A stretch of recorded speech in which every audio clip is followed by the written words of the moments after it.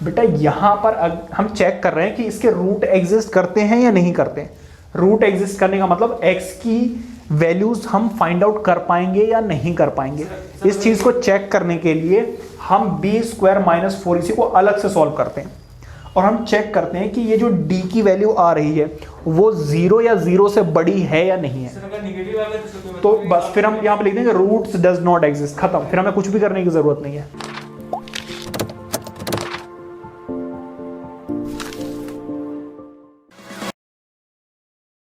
Hello students, this is Rajiv and you are learning on Aims academy. तो अब हम करने जा रहे हैं अपना एग्जाम्पल 13 ऑफ chapter 4 quadratic equations class 10th। एक बार रीड करते हैं।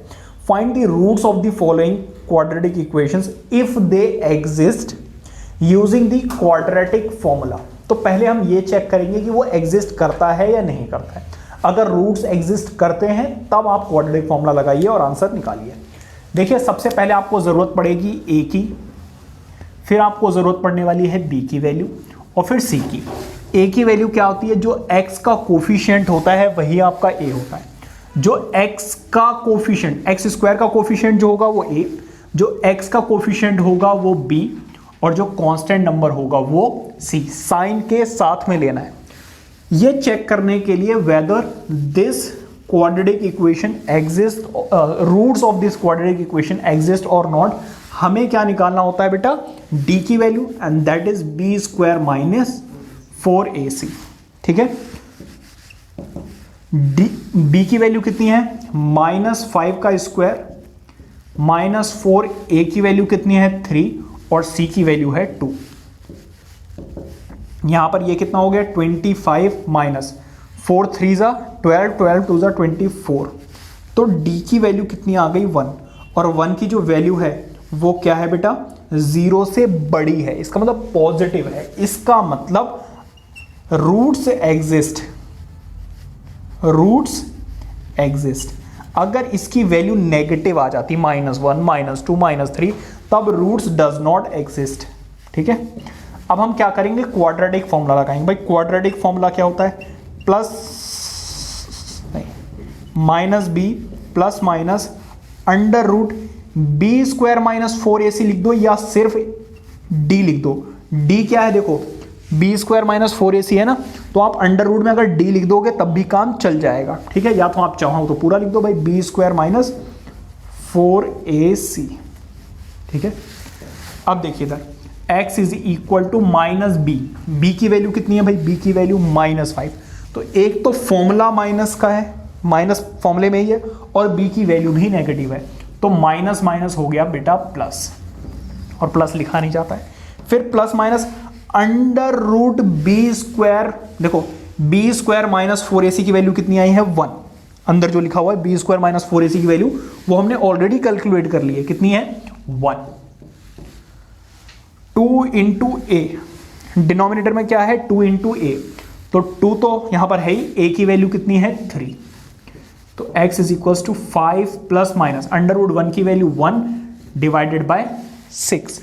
अब देखिए, x is equal to 5 plus 1 divided by 6, और एक तो वैल्यू ले ली पॉजिटिव, दूसरी ले ली हमने नेगेटिव। ठीक है, तो x की value 5 plus 1 is 6, 6 divided by 6 is 1, और यहां पे 4 डिवाइडेड बाय 6 या फिर 2 divided by 3। So these are the roots of the quadratic equation. I hope के समझ में आ गया होगा।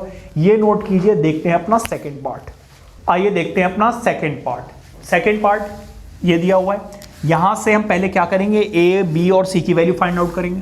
भाई एक्स स्क्वायर के सामने कुछ भी नहीं है तो 1, एक्स का जो कोफिशिएंट है वो 4 है और कांस्टेंट नंबर 5 है। तो ये ए बी सी हो गए। अब हम पहले डी निकालेंगे। ठीक है, बी की वैल्यू कितनी है? 4, तो 4 का स्क्वायर 4 इंटू ए की वैल्यू 1 और सी की वैल्यू 5। 4 4 जा कितना होता है? 16, 4 5 जा 20।